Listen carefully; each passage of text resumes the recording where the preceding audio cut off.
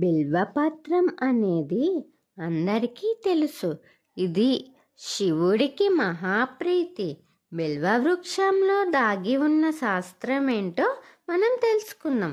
శ్రీ శైవ సాంప్రదాయంలో బిల్వవృక్షం ఎంతో పవిత్రంగా పరిగణించబడుతుంది. బిల్వదళంలోని 3 చీలికలు త్రిమూర్తులు బ్రహ్మ, విష్ణు, మహేశ్వరులకి ఇది ప్రతీకలుగా భావించబడతాయట. బిల్వపత్ర తర్పణం ద్వారా పాపము తుడుచుకుపోతుందని శివపురాణంలో పేర్కొనబడింది. త్రిదళం త్రిగుణాకారం త్రినేత్రం చ త్రియాయుధం త్రిజన్మ పాప సంహారం బిల్వపత్రం శివార్పణం.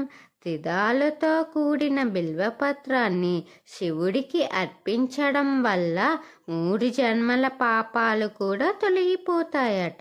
ఈ బిల్వవృక్షం జీర్ణాశయ సమస్యలకి కూడా ఒక అద్భుత ఔషధమట. ఇది దశముల అనే ప్రాముఖ్యమైన ఔషధ సమూహంలో ఒక భాగం. ఇంటి వద్ద బిల్వవృక్షం నాటితే శాంతి, సంపద మరియు పాజిటివ్ ఎనర్జీ పెరుగుతాయని నమ్మకం. ఇది చెడు శక్తులను నిష్కరించి చేస్తుందనే విశ్వాసం కూడా ఉంది.